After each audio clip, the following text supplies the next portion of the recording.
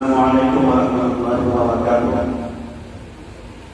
حضرات محترم، معزز سامعین کرام، وقت کافی کم ہے۔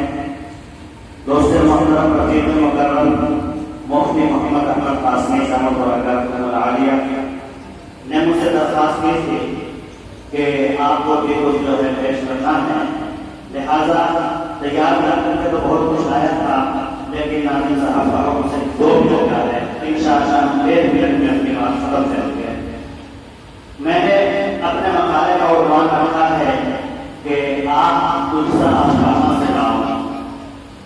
شروع شروعات سے میں کہہ رہا ہوں، موت اس کی ہے کرے جس پہ زمانہ افسوس، موت اس کی ہے کرے جس پہ زمانہ افسوس، یوں تو دنیا میں سبھی آئے ہیں مرنے کے لیے۔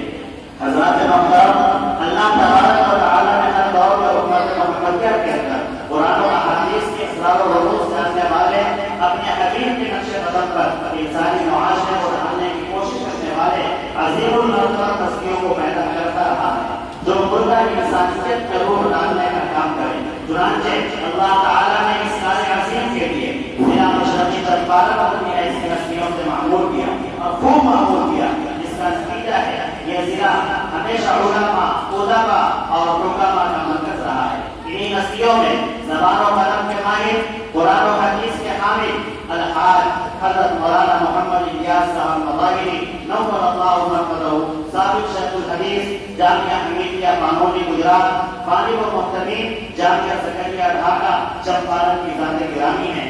میرے دوستو، آپ حضرات مکمل طریقے سے حضرت کے متعلق بیان تفصیل کے ساتھ سن چکے ہیں۔ میں صرف ایک بات بتا کر کے اپنی بات کو ختم کروں گا۔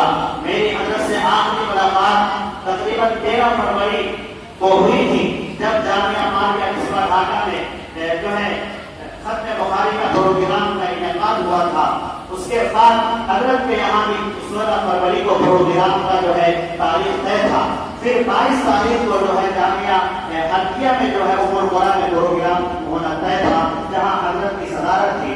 لیکن حضرت نے مجھے فون کر کے کہا کہ بیٹے میرا حلقیہ کا پروگرام مجھے کینسل کر دو، لیکن جو ہے جامعہ مالیہ قصبہ میں میں ضرور آؤں گا، اور جامعہ مالیہ قصبے میں ختم بخاری کے بعد میرے یہاں 16 تاریخ کو پروگرام ہے۔ اس پروگرام کی نظامت کی ذمہ داری آپ کو کرنی ہے، اور اس سے قبل بھی 12 بچوں کے پروگرام کی ذمہ داری حضرت میں بھی ذمہ رکھتے تھے، اور بڑی الفت و محبت کے ساتھ محبت بڑی نگاہوں سے مجھے بات بلایا کرتے تھے۔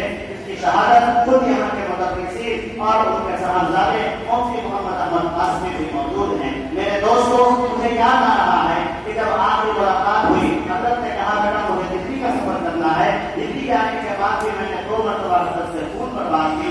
آج بھی میں نے فون پر بات کیا، بڑی ریکارڈنگ موجود ہے میرے موبائل کے اندر۔ حضرت کی طبیعت بہت اچھی تھی، بہت ہی اچھی تھی، اور فون سے بات ہوگی 2 مرتبہ میں 1 مرتبہ میں حضرت نے کہا تھوڑی طبیعت خراب ہے، دعا کی درخواست ہے۔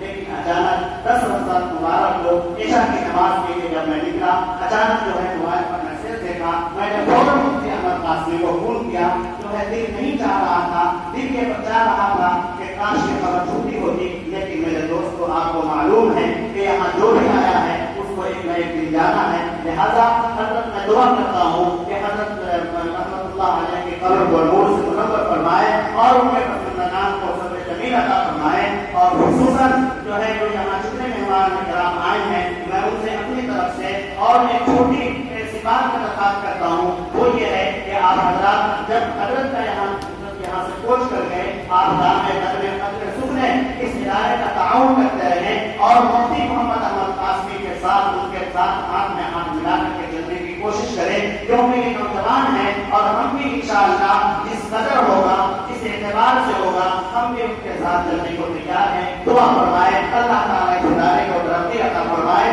دن کو رات ضروری ترقی عطا فرمائے۔ اس شعر کے ساتھ میں اپنی بات کو ختم کرتا ہوں کہ اللہ تعالیٰ جو ہے حضرت کے قبر کو نور سے منور فرمائے، جنت الفردوس میں اعلیٰ مقام عطا فرمائے، اور ان کی قبر کو نور سے بھر دے، بس کہ آسمان تیری حق کا شبنم آبشاری کرے۔ وآخر دعوانا